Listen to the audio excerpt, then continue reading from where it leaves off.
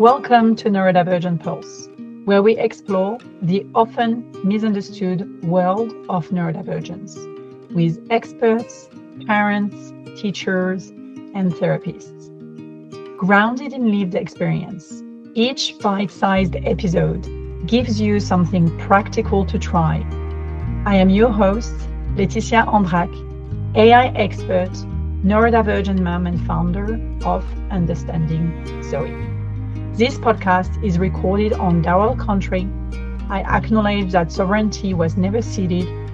It always was and always will be Aboriginal land. Hello, Isobel. Thank you so much for making the time to join us on the Neurodivergent Pulse podcast. Thank you so much for having me. I'm really excited to speak to you about something I'm really passionate about. So, okay. And you have so much wisdom and pearls of insights to share with our listeners. So before we start, I would love for you to quickly introduce yourself for anyone who is listening to the podcast and it's the first time that they came across your work. Who are you and how did you end up doing the work that you're doing now? I am Isobel Ziatas. I'm a registered psychologist over in WA at the Kid Clinic.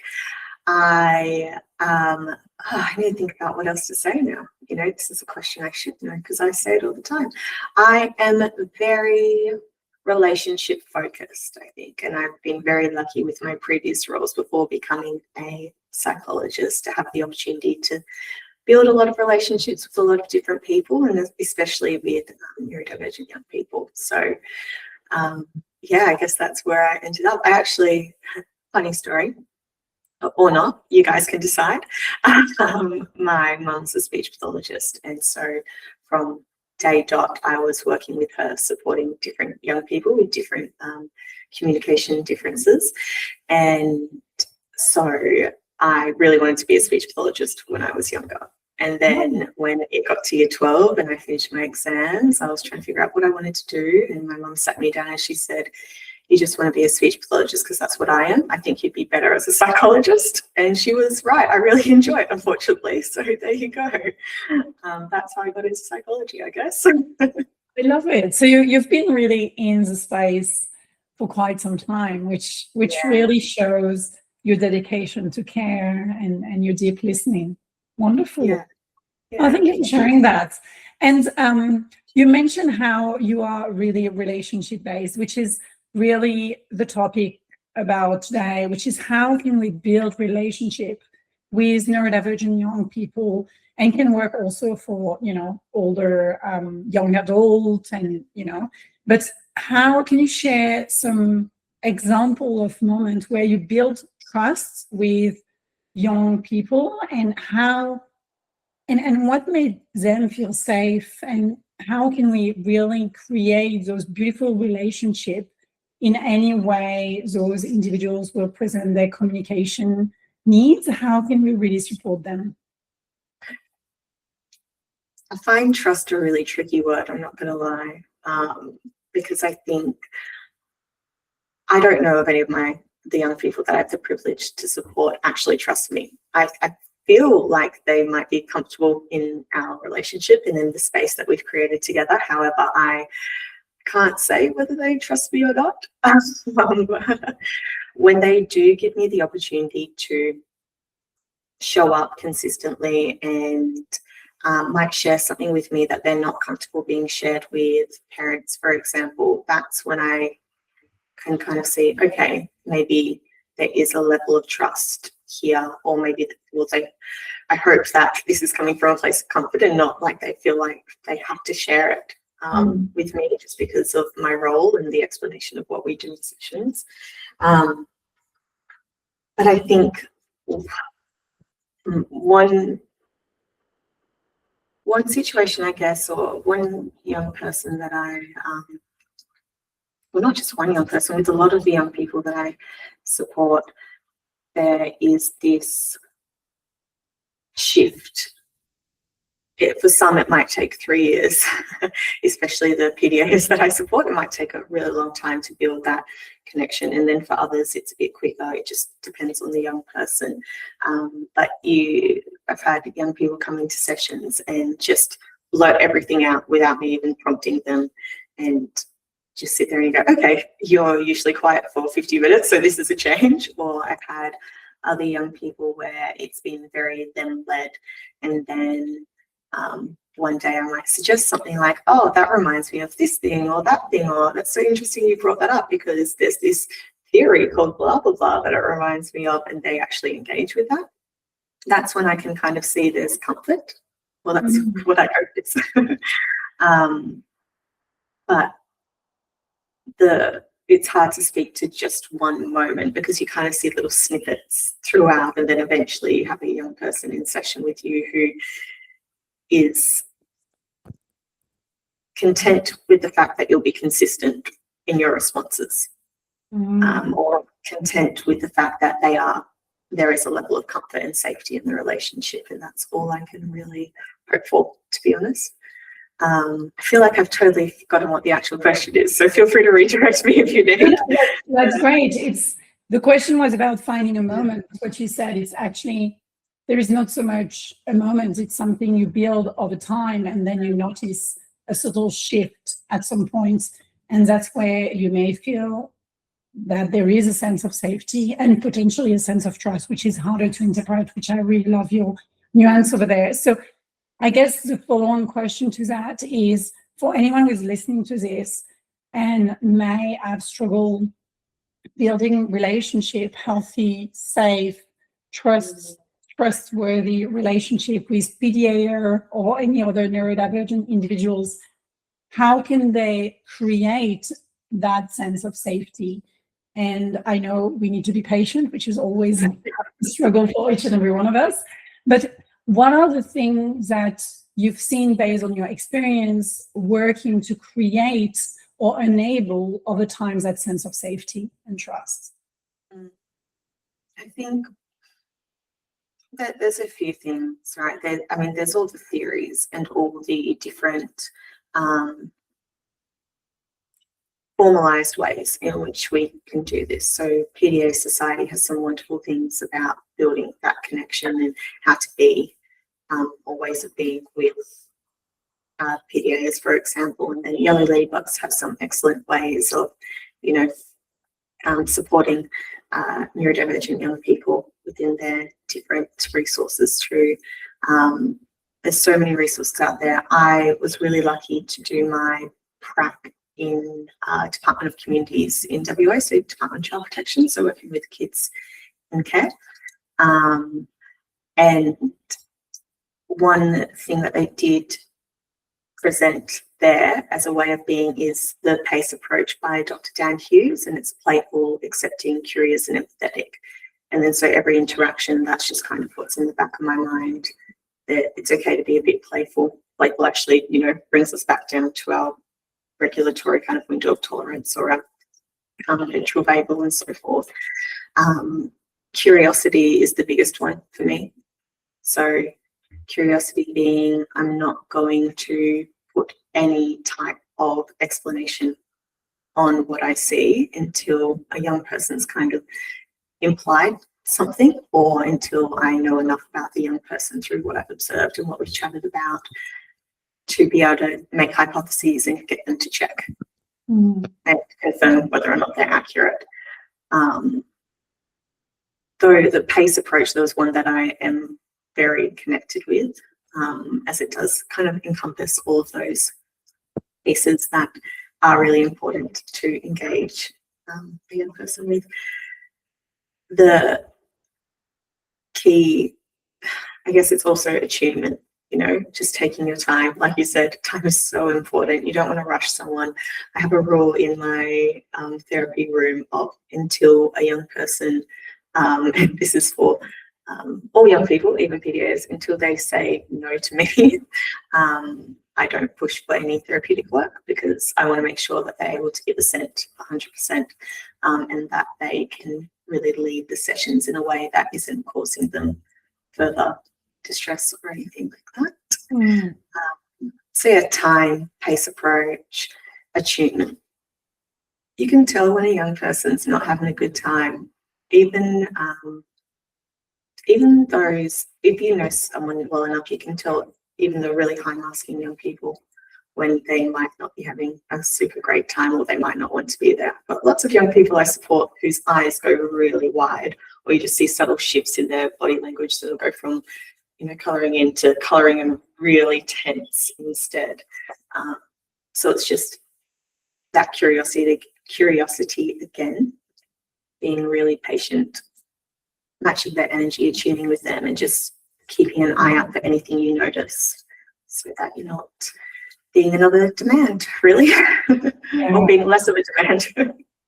I love it. Really love that you mentioned the PACE approach, and everything you shared there makes total sense. And it's definitely something sometimes in our life we're so rushed that we don't remember those elements. Yeah. So it's a very good way for us to just remember curiosity, playfulness, empathy, like really remembering those concepts and applying them on a day-to-day basis is essential. You want to say something? Yeah, I do. And I want to say that I'm very privileged in my role, because I see a young person for 50 minutes every fortnight or a month or weekly, depending on what their needs are at that point in time. Whereas I think a lot of parents or teachers even, it's 24/7, or it's 7 to 8 hours a day at a time, and you might be supporting multiple things or doing multiple things. But I am very privileged in terms of the relationships I can build, because it's myself, a young person, me completely able to be present, no other distractions.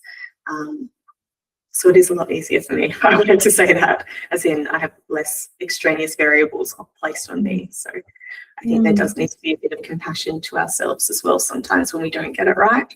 And that repair is probably the most important aspect of any relationship, because it shows, I can still show up even though this rough thing has happened, or even though we've had a bit of a fight, I'm still here. We're still connected.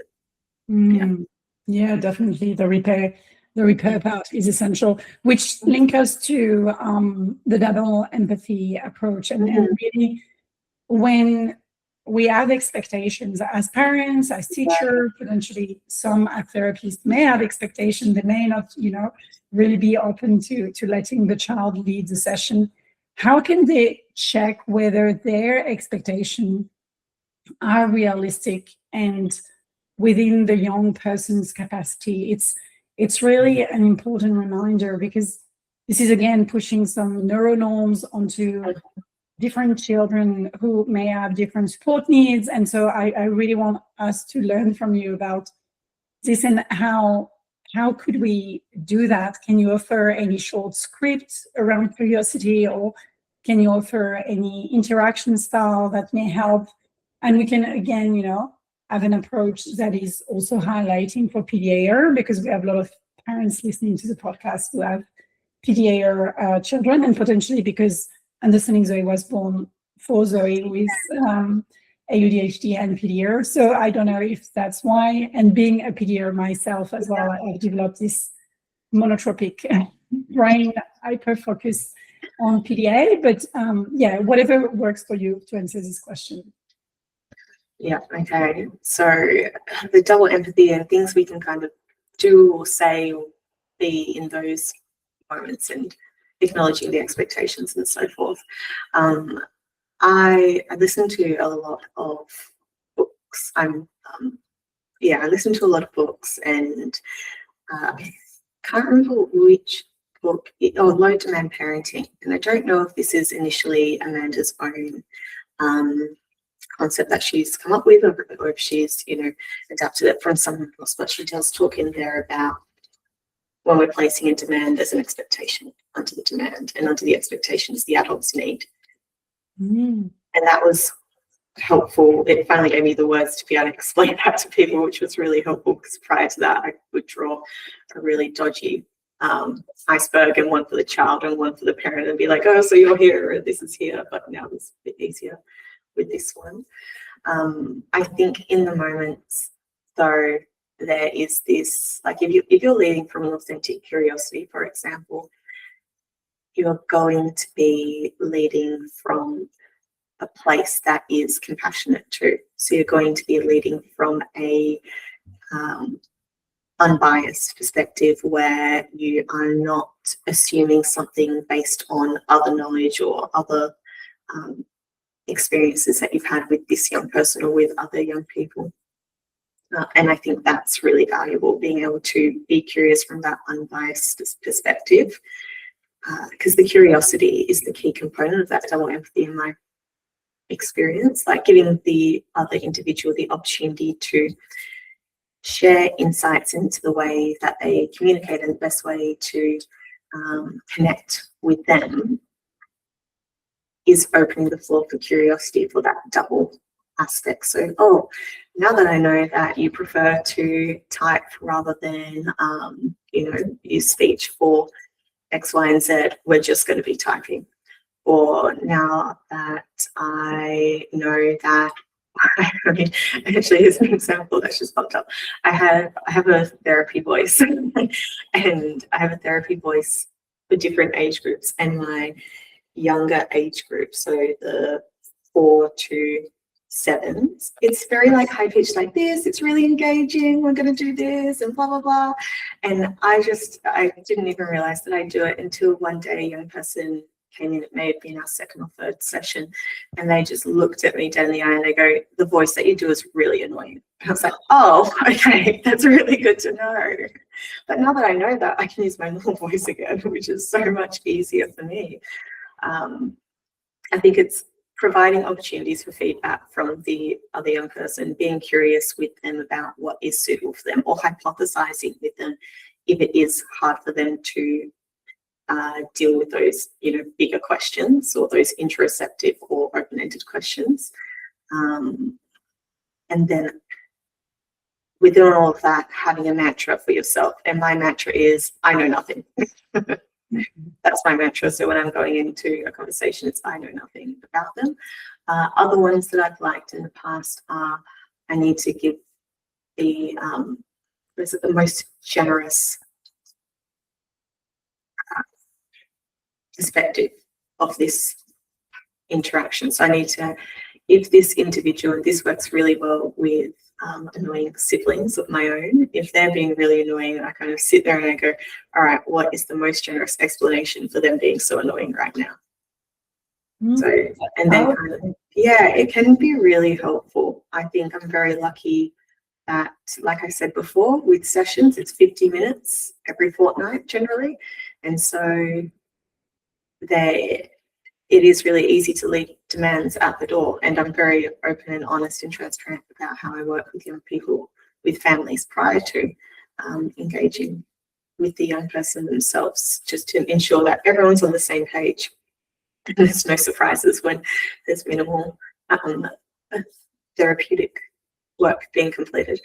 But I see that as the key thing. So what does keep me grounded in those moments? The most generous perspective, or the most generous explanation, and the genuine curiosity, other than just curiosity about why the expectation is not being met. It still is biased because it's expecting an expectation to be met. Whereas when you're going in with genuine curiosity, you can be a bit more flexible with your expectations and so forth. Yeah. I love it. Thank you so much. I love this question. Like, for me, it really resonated. Like, my whole body was saying, oh, that's a very good question, and I will remember it. Like, what is most generous from this? Like, how can I see this from the most generous angle? So you mentioned it quite earlier in the conversation about the repair, and how important is the repair, and how when we go frail, or when we get, angry, or we let our emotion run the show, rather than having this ability to embrace genuine curiosity and seeing how what is the most generous angle, which can happen quite a lot. And I just want to say to anyone listening to this podcast, if that happens to you, there is no shame. It's what happens to every one of us, and this is what makes us human. But how can we restore the connection then? How can we repair?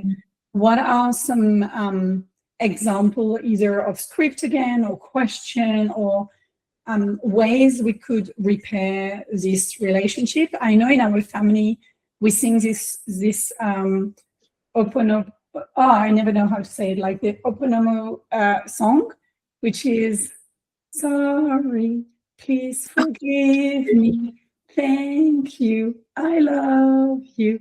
And I start singing it, and then Zoe or Lou, whoever I'm doing the repair with, will sing it with me when they're ready. And it's just a sign, and then we cuddle. But this is our way in our own family, because we went to a kirtan concert, and there was this song which was played with kirtan, and it's just like created this connection. So we know that this is how we repair. And then there is, a conversation after that about what I did wrong, or when I, let myself be run by something else. So I'm just curious to, for you to share any example or any script that could help our listeners. I've messed up a lot of times in sessions, in terms of, there are some young people where I push too quickly with, there are some other young people where I haven't pushed quick enough with, there's some young people who have been very dysregulated in our sessions as well. And the repair there is more about de-shaming the dysregulation more than anything. There's so many different ways that someone can repair, and I love that song so much. It's so cute that that's the way that you do it, because it is providing that space for autonomy as well with the repair. I guess for me, my biggest, it's tricky, because it really depends on the young person, and I feel like I say that a lot, but it really does. So I think the best way to repair is whatever feels authentic to the individual, because if it's inauthentic, they will be able to tell. And there will likely be a need to repair the same thing again in the near future, because it's not from a place of, genuine recognition of what was going on. I write letters to clients sometimes. I write a lot of letters to my personal connections when there's a need for repair. I think that is one way that does feel really authentic to me, because sometimes I do shut down and don't have the words for things, especially with personal connections. I just cannot engage in that kind of emotional conversation. So writing it down and sending it through as a text or as a formal letter and so forth has been really, really helpful for me in that aspect. Texts are a great way for any young people with phones, though, as a check-in, as a mini repair, as however you want to frame it, because it is then giving them space to that autonomy to respond when they feel like it. But also it's way less demanding than that face-to-face conversation, which can be absolutely terrible. Sending memes is also a great one, because it brings that playfulness in as well. Playfulness is really regulating for some young people, and that can be a great way to do it. And there's so many really cute little cat memes out there that so many individuals would happily engage with too. But I think in terms of, there can be variability in how you do it, but then for me, the key steps is acknowledging what your experience was in the situation, not from a place of, I felt this because you did that, but just from a place of, I was feeling this and this is how I responded and this is what I recognize now. And also giving them the space to share what was going on for them as well in that moment. And the whole point of repair is to repair, and you can't repair if you're then putting expectations on in the repair or shaming in the repair, because that is then just going to lead to some really tricky to pick apart feelings later, and a way harder time to build a sustainable relationship. So I think that's the key thing, that autonomy that you do so beautifully. I absolutely love that little song. The space and time, so not doing it immediately, not doing it during situation, doing it Nighttime's a great time. Doing it in the car is a great time as well. It doesn't have to be the same date either, and we do see that for a lot of neurodivergent folk, the stress is held in the system for a lot longer, depending on the situation. And doing it at a really easy pace that feels authentic to yourself too. The Nest approach by, I think it's, I can't remember what it's by right now, it's maybe Spectrum Being or something like that. They have a really excellent guide that I send to all of my families and share with all the different schools and organisations that I go do trainings at, about how to support neurodivergent young people during meltdown. And NEST is an acronym. I can never remember what it stands for, but it's only N that is for during the meltdown, and that is nurture. Everything else is for the repair afterwards. So I will be sure to send that to you so that it can go into the notes for this episode. Plus everything else that I've already discussed thus far. Yeah, because that's a really nice one with some practical ways to do things as well, that you can then go, no, that's not authentic to me. Oh, yes, that is authentic to me. I love it. Thank you. Thank you for your generosity and offering this. So we just have time for our quick fire questions. So I had prepared a question about a small ritual that help you with your energy bank. Or if you prefer, you can share with us, because we're talking about this at the beginning of the podcast, about which fidgets you use most at the moment. Because we were talking about this at the beginning. I was like, oh, I love this, because we all have so many different fidgets. So I can start, but right now I'm using this 3D printed dragon. It's spiky. It's just, I don't know, I really like it at the moment. Again, sometimes I'm more into fluffy things or squishy things. But right now, this is what I like. I love that. I'll show you my, this kit goes with me everywhere. It lives in my car, so I can take it to things clinics. But this is my fidget kit. And I lend out different fidgets to young people that I support so that they can try them out in the wild before buying them themselves. And my favorite one has been lent out. And that's okay. I'll be okay. I think my next favorite one at the moment is my little, I bought this years ago actually, but it's my Pull and Pure one. And it's just so satisfying. It's so satisfying. But I agree, sometimes I'm more of like a squishy person. I don't like sticky things on my hands, and that's okay. But I've got a few, I don't have any in here right now. My gumdrop is usually my favorite as well, which has also been lent out. Oh no, there's one here, one of these as well. Really like these ones. I seek a lot of proprioception input, and that is actually one way that I do have a little energizing moment in between. It's just to push against a wall or squeeze one of these really hard just to get my muscles moving, but also down-regulate myself a bit, which is helpful. Yeah. I love it. Thank you so much for sharing that. So for anyone who is listening to this podcast and they're like, oh my goodness, I want to learn more about Kid Clinic, about Isobel work, where can they find out more about you? I think the best place to start is probably the website, to be honest, and also socials. Website's currently getting a bit of a revamp, so it doesn't have everything in there about all the services and so forth, but we do run things like different events, different parent support sessions as well, which I find they're probably one of my favorite things to do. And a bunch of other free resources and so forth that we put up every month too. So that is just our socials, the Kid Clinic, and then our website too. But yeah, there's not much else to say. Our blogs we have some excellent clinicians here, I must say, who create some gorgeous content, which makes it really easy to send things through as a therapist later on when you're talking about something like, oh, we've got a blog post on that, let me just send it through. So that's also a good place to start and find out a bit more about a range of topics, actually. I love it. Thank you so much, Isobel, for coming on the podcast today and for sharing your insight and your passion for relationship and PDAR and everything neurodivergent folks related. Thank you. Thanks so much for having me. I really appreciate it. Welcome to another Pulse from Zoe on the Neurodivergent Pulse podcast. So Zoe, today we're talking about relationships. What makes you know that someone is a really good friend to you?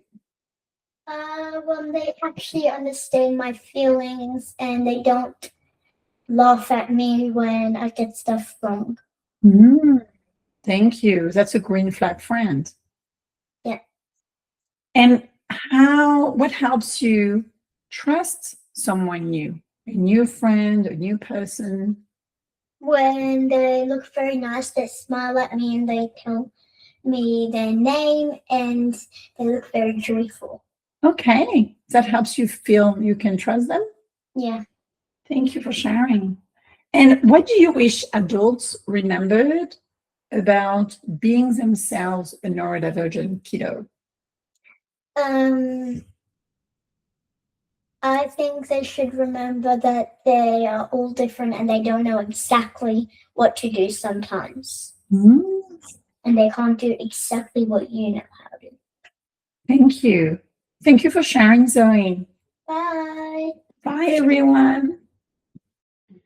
That's a wrap for Neurodivergent Pulse. If this helped, follow the show and leave us a quick review on your favorite platform. You can even share this episode with someone who needs it. You can learn more about our platform at understandingzoe.com. Thanks for listening.